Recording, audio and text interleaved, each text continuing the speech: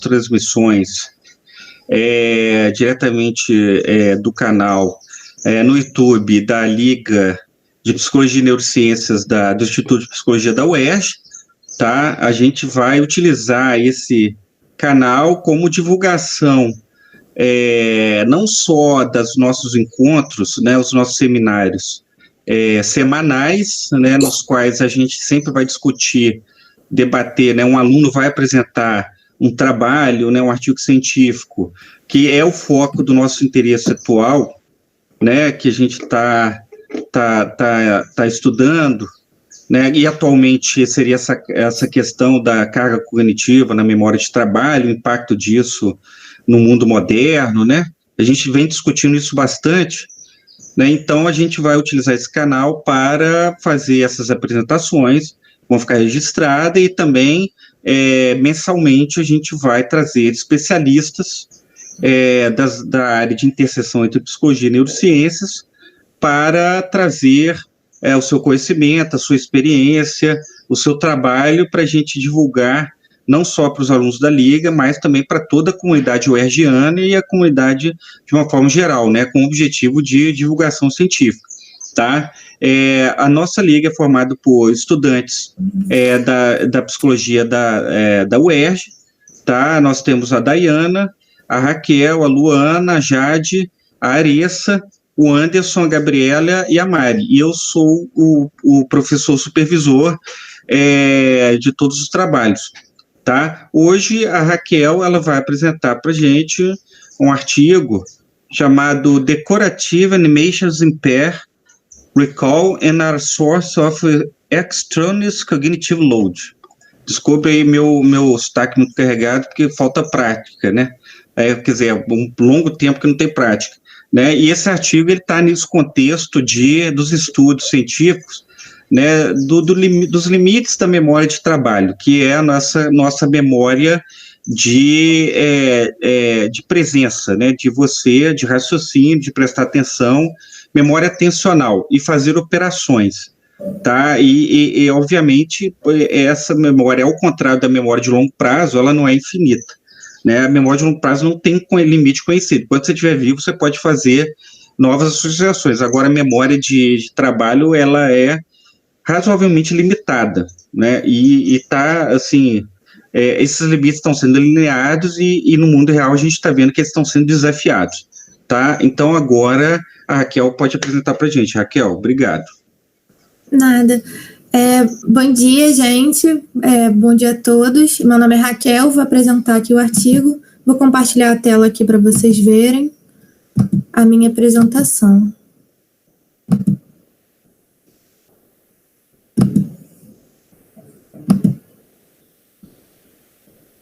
Vocês já estão vendo? Sim. Apareceu? Só um segundo. Sim, já apareceu. Então, vou apresentar esse artigo, como o Vitor falou, que é sobre as animações decorativas no recall e sources de cognitive load, sobre a carga cognitiva e a relação com memória de trabalho e animações decorativas, como GIFs, animações que se mexem, em vez de imagens estáticas. Deixa eu só ver aqui. Só um segundo, gente, que deu um problema aqui. Deixa eu botar para apresentar de novo.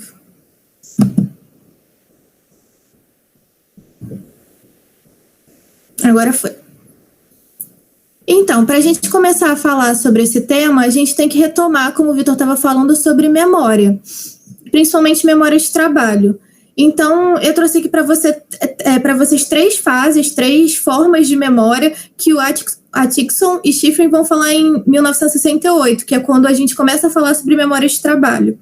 A gente tem memória sensorial ou processamento sensorial, a memória de trabalho, como o Vitor até acabou de falar, que é limitada, e a memória de longo prazo, que é onde o material é aprendido, é armazenado e de qual pode ser retirado. Então, assim, é uma memória que não tem limite e que é onde o material aprendido pela gente vai. Falando sobre memória de trabalho e aprendizagem. Então, a gente sabe que quando a gente recebe uma nova informação, ela vai ser acrescentada a um esquema existente. E é simplesmente um esquema de redes pré-existentes de informação aprendida sobre um determinado conceito. Então, essa informação vai entrar dentro da nossa memória de longo prazo. Mas o que a gente precisa para isso primeiro é que ela passe pela memória de trabalho. Só que a memória de trabalho, como o Vitor falou, tem uma capacidade muito limitada. Dessa forma, a informação nela contida desvanece muito rapidamente, a menos que ela seja aprendida e vá para a memória de longo prazo. Então, contudo, o processamento de nova informação através de memória de trabalho é essencial para que passe para a memória de longo prazo. No artigo, o autor fala sobre esse conceito de um estrangulamento para aprendizagem. Então, essa memória de trabalho tem que fazer um estrangulamento devido a essa capacidade muito limitada para que seja aprendido e seja armazenado dentro dessa memória de longo prazo. O autor também vai trazer, dentro do artigo, a teoria da carga cognitiva, para começar a correlacionar a memória de trabalho e a carga cognitiva dentro dessas animações decorativas que eu vou falar posteriormente. A teoria da carga cognitiva é uma abordagem, aprendizagem e educação que dá prioridade às estratégias de responsabilização por esse estrangulamento da memória de trabalho para que ela vire memória de longo prazo na informação aprendida. A aplicação dessa teoria da carga cognitiva permite que a informação mais importante seja processada pela memória de trabalho da forma mais eficiente possível. A teoria, então, vai postular 3 tipos de carga para a gente colocados sobre a memória de trabalho, para a gente conseguir entender. A carga intrínseca é a dificuldade associada com o material ou a diferença a ser aprendida. Ela normalmente é fixa, é muito difícil ela se movimentar, porque isso vai depender do aluno e do professor, porque o aluno tem uma dificuldade com esse material que deve ser aprendido e o professor vai tentar melhorar a captação dessa aprendizagem, mas normalmente essa dificuldade vai ser fixa. A carga germânica é a quantidade da carga ou esforço mental que se dedica à aprendizagem desejada. Então, por exemplo, a gente está aqui em aula, está no online, e passa alguém atrás de você, ou faz um barulho.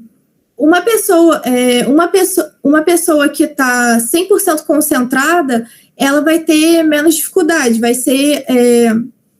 ela tem um esforço mental mais forte, vai conseguir uma carga germânica maior por estar 100% concentrada. Uma pessoa que já está mais assim, não tão concentrada, desviando o olhar, não está conseguindo se concentrar, ela vai ter uma carga germânica menor, porque o esforço mental dela vai ser menor para conseguir captar essa aprendizagem.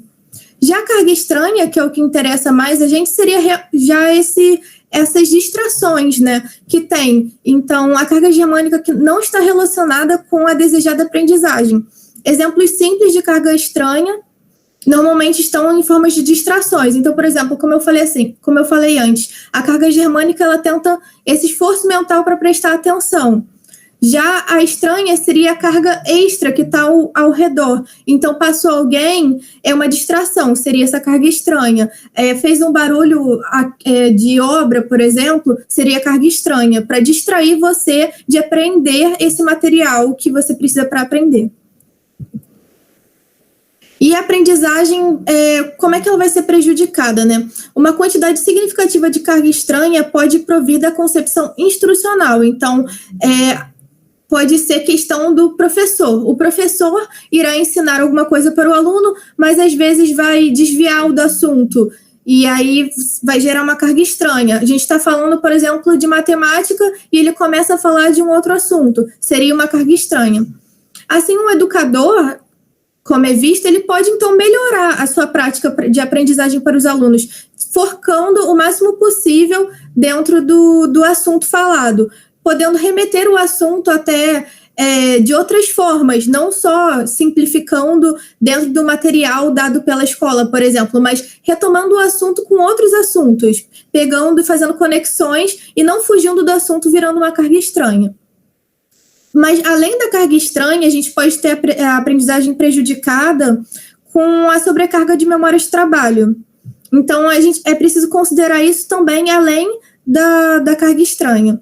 Por exemplo, uma vez excedida a capacidade de memória de trabalho, novas informações adicionais simplesmente vão saltar para fora. Como o Vitor falou antes, a memória de trabalho é limitada. Então, quando atinge esse limite, tudo que vai entrar dentro não vai ser aprendido, não vai ser processado, vai passar. Então, se passou o meu limite de memória de trabalho, estou muito tempo lá naquela aula, não consigo mais aprender nada daquela aula. Ela não vai ser processada, vai saltar fora, como o autor fala. A aprendizagem humana também é importante a gente falar aqui, que ela tenta dar conta dessas limitações. Por exemplo, o conjunto, assim, a informação pode ser dividida em pedaços para o aprendizado. Isso vai melhorar. Aqui o autor fala que a informação leva mais ou menos cerca de 7 slots disponíveis em memória de trabalho do que em cada elemento individualmente. Isso quer dizer que, quando a memória é dividida em pedaços, ela pode ser aprendida de melhor forma pela pessoa. Então, por exemplo, você tem uma conta de 2 mais 2. Beleza, você já tem aquela configuração na sua cabeça, que 2 mais 2 é igual a 4. Mas quando é uma conta maior, você precisa dividir a conta em pedaços para conseguir aprender. Isso vai facilitar você aprender essa informação. Dividindo, por exemplo, eu vou mostrar a seguir contas maiores, para vocês terem uma maior noção. Mas isso é muito importante falar aqui, que essa ideia de pedaços, ela só vai conseguir ser eficiente se tiver uma disponibilidade no material aprendido na memória de longo prazo. Então, você precisaria resgatar esse material do longo prazo. Você sabe que 2 mais 2 é igual a 4, então você já tem isso claro dentro dessa memória de longo prazo, e você resgata isso e vai formando pedaços até que você consiga formar a informação. Aí eu botei aqui para vocês 2 exemplos. 12 vezes 12. Já é muito conhecido devido ao estudo da tabuada e ser muito utilizado dentro da própria matemática, dentro das escolas, que 12 vezes 12 é igual a 144. Você não precisa dividir essa conta para chegar a esse resultado. Já quando você fala de 17 vezes 17, é possível que você não saiba que é 289. Então, você precisa dividir. O autor aqui bota em 5 etapas. 17 vezes 17, primeiro você vai dividir primeiro em 10 vezes 17, uma conta mais fácil, que você já consegue, eu sei que é 170, primeiro pedaço. 7 vezes 10 é 70, é uma conta mais fácil, segundo pedaço. E 7 vezes 7, que também é uma conta que nós já conhecemos devido à tabuada, que já é alguma coisa adquirido, já está na nossa memória de longo prazo, é 49. Depois você vai pegar esses pedaços e juntar. Você vai pegar o 170 que deu no primeiro, mais o 70 que deu no segundo, e juntar. Depois o resultado, 240, que é o resultado, mais o 49, que é o terceiro. E esse vai ser o 5º pedaço que vai se formar. E no final você vai conseguir formar o 289 de uma forma mais fácil do que você ficar tendo que adquirir essa informação de 17 vezes 17. Você dividido em pedaços vai ser mais fácil para o seu raciocínio, mas lembrando que você precisa ter uma informação dentro da memória de longo prazo para conseguir dividir isso também. Agora falando sobre as animações decorativas e os seus efeitos na aprendizagem em si. Muitos estudos têm examinado os efeitos de integração de vídeo, animação em conferências de multimídia de apresentações e seus efeitos na recordação dos alunos, como aprendizagem, satisfação e empenho. Então, eles têm visto, por exemplo, eu estou apresentando aqui um PowerPoint para vocês, e como é que é o efeito de uma PowerPoint com animações decorativas, como GIFs, ou imagens que se mexem, ou até vídeos pequenos dentro dessa apresentação. O Maier e Moreno mostraram que a aprendizagem foi melhorada pela utilização de animações educativas em associação com essas tarefas que estavam especificamente ligadas à retenção de informação. Então, foi melhor a animação participar dessa apresentação, por exemplo.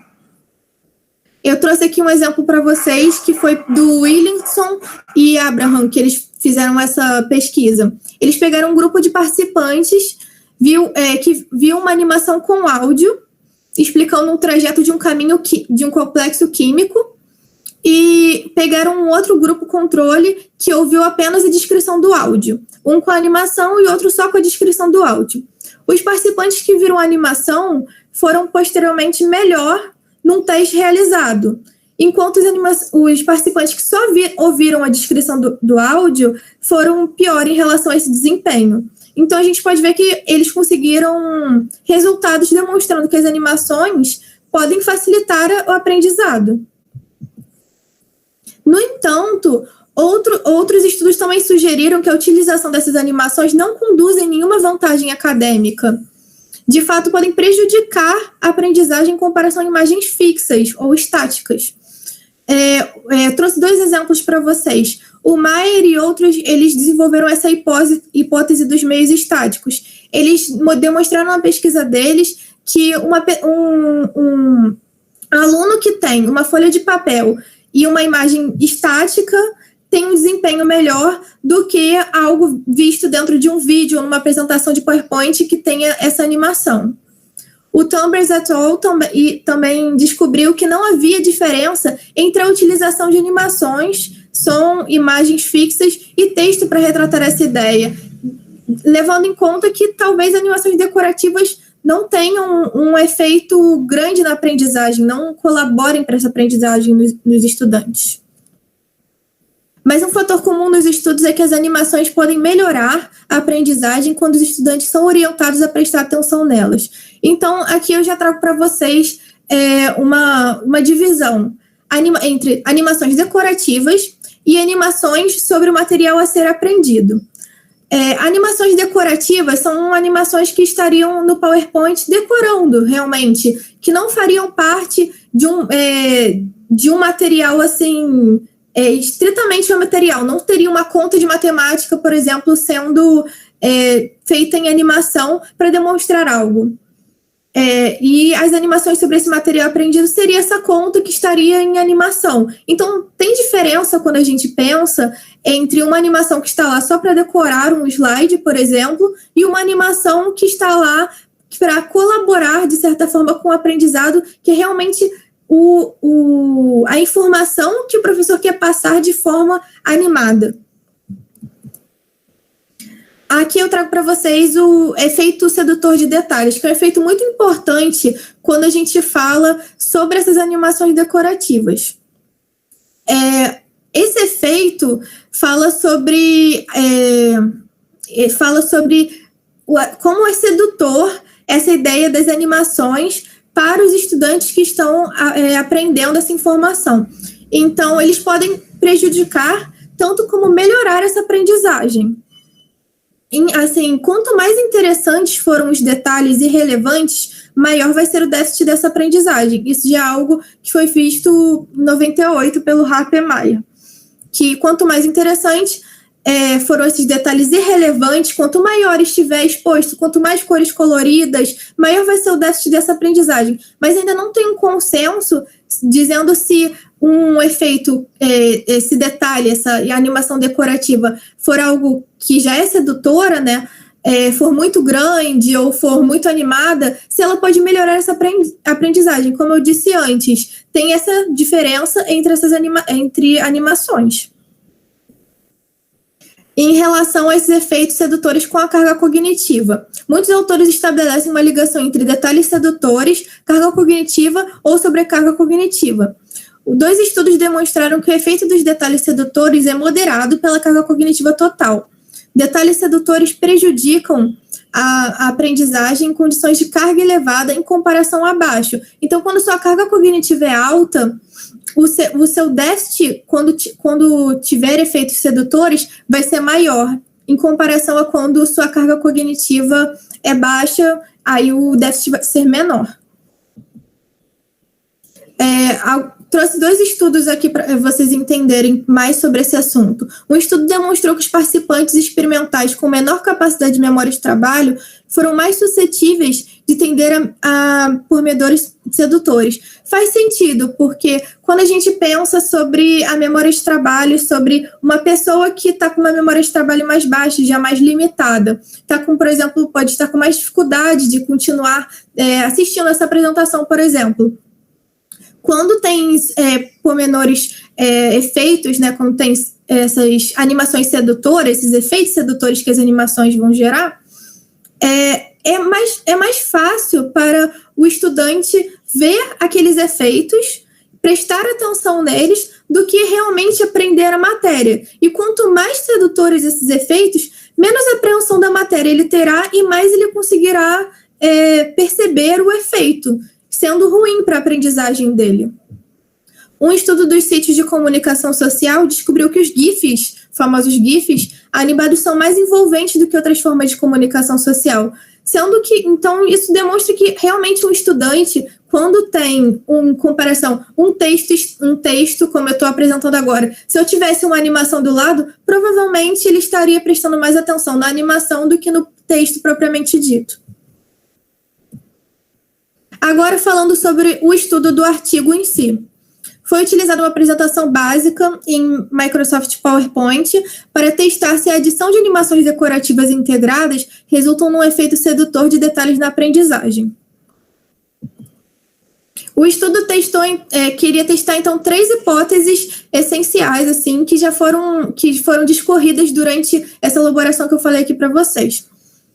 As hipóteses são: as animações decorativas irão prejudicar a recordação em comparação com as imagens fixas? As animações ocupam mais recursos de memória de trabalho do que imagens estáticas? As animações decorativas são uma fonte de carga cognitiva estranha? Essas foram as 3 hipóteses que o estudo quis levantar e estudar. O estudo dividiu em 2 sessões a metodologia. Eu vou falar primeiro da sessão A. A sessão A, ela é só uma apresentação, só da imagem, sem apresentador, para os estudantes.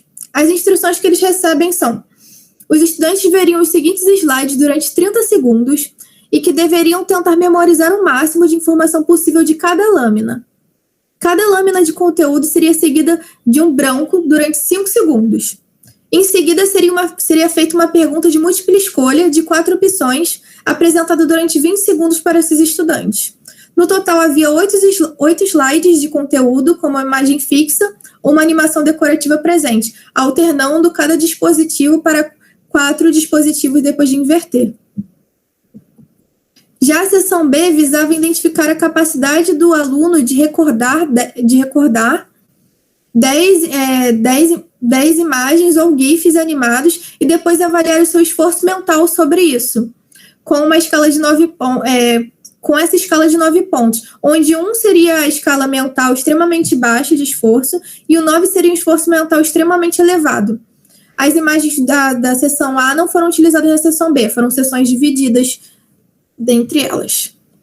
Os resultados do estudo. Os nossos dados demonstraram que quando o conteúdo era apresentado com animações, o desempenho dos estudantes em questão era reduzido, em comparação com o conteúdo apresentado com imagens estáticas, já sendo esperado pelo autor, demonstrando que ele estava correto em relação a que as animações realmente vão prejudicar o desempenho dos estudantes em relação a imagens estáticas. As conclusões do estudo. No estudo foi possível concluir que as animações decorativas provocam um efeito sedutor de detalhes. Então, foi confirmado o efeito sedutor de detalhes que antes foi mencionado. Elas são uma fonte de carga cognitiva estranha, também confirmada a hipótese, e são associadas com uma deficiência na recolha de material instrucional. Então, também tem essa questão da deficiência dessa recolha de material, confirmando também a hipótese da dificuldade de aprender com as animações decorativas. Você não aprendendo material instrucional e aprendendo as animações decorativas que são demonstradas. Os estudantes participantes mostraram uma recordação deficiente do conteúdo quando foi apresentar uma animação decorativa comparada com uma imagem estática, também confirmando uma das hipóteses do estudo. Na sessão separada, foi visto que os estudantes eram também menos capazes de recordar imagens animadas em comparação a imagens fixas. Dessa forma, estava correlacionando o maior esforço mental que era necessário para relembrar as imagens animadas. Isso tem relação com a memória de trabalho, sobre como essa imagem animada, que até era uma das hipóteses do autor, realmente gere um espaço maior dentro da memória de trabalho, que já é limitada. Então, veja, isso ainda é mais difícil para você aprender a informação, porque ela ocupa mais espaço, dando menos espaço para a informação que a gente precisa dentro de quando a gente estuda. Então, as imagens animadas prejudicariam uma informação, a arrecadação de uma informação completa, a apreensão de uma informação completa. A gente aprenderia menos informação do que se a imagem fosse estática. Isso sugere que as animações ocupam mais espaço na memória de trabalho, como eu disse antes, em comparação às imagens estáticas, aumentando a carga de trabalho mental. Conclusão. Quando as animações são, então, adicionadas para fins decorativos, elas podem atuar como um detalhe sedutor, atraindo atenção e acabando por atuar como uma fonte de carga cognitiva externa e prejudicando a recordação do que foi aprendido. Essa é a conclusão do artigo em geral, demonstrando que tudo que ele foi dito aqui é que realmente essas animações vão prejudicar a apreensão de informação. Agora, principalmente, uma das hipóteses que foi confirmada é que elas vão atuar como um detalhe sedutor e que também elas vão atuar com uma carga cognitiva externa, que vão realmente aumentar, vão ser grandes, né? Essa informação, as animações vão ser uma grande... Ai, esqueci a palavra. Desculpem, gente. As animações vão ocupar um grande espaço dentro da memória de trabalho, sendo uma maior carga cognitiva e prejudicando essa recordação do que foi aprendido. Então, assim, ele conseguiu, dentro do artigo, explicitar o porquê realmente essas animações vão prejudicar a aprendizagem dos alunos. Aqui são algumas referências. A referência do artigo eu botei em segundo para vocês verem, mas esses são alguns outros artigos que eu peguei, que estavam dentro dos artigos também, que colaboram com essa ideia, e alguns estudos que vocês podem ver mais sobre isso. E é isso. Muito obrigada pelo tempo, pela atenção. Espero que vocês tenham gostado.